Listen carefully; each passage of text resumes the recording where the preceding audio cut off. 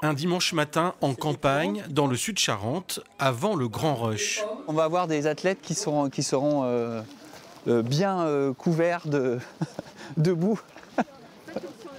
Voilà. Bon. Boue, froid et surtout une grande dose de bonne humeur, l'antidote aux matinées hivernales. Bon alors, ça se passe bien? Hein? Il fait beau à Montmoreau, hein? C'est ça, il fait beau et chaud. Chaud, ouais. Bon, ok. En maillot de bain d'ailleurs, c'est un cacahuète, Ben ouais, mais nous aussi on préférait que vous soyez en maillot de bain. Jérôme, c'est le chef d'orchestre de cette compétition à l'ambiance conviviale sur tous les fronts. Depuis 15 jours, là, on est quand même très actif sur la manifestation.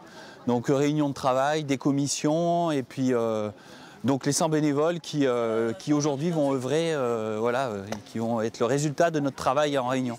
2300 inscrits venus de l'ex-région Poitou-Charentes pour ce quart de finale des championnats de France de cross-country. Côté coulisses, les bénévoles s'activent, un véritable tour de force.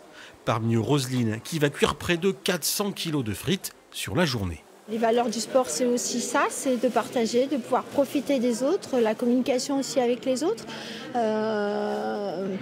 Donc content d'être ici? Contente d'être ici et je serai ici encore et longtemps, je pense, dans ce club. Un peu plus loin, sur le départ, l'homme au pistolet, Jean-François, un habitué des courses à pied. J'ai commencé par être athlète. Après, on m'a demandé si je voulais devenir entraîneur. Je n'ai pas su dire non. On m'a demandé si je devais devenir officiel. J'ai encore pas dit non. Je sais pas, si rendre service, c'est tout, hein, ça s'arrête là. Hein. Et ça fait longtemps que vous faites ça?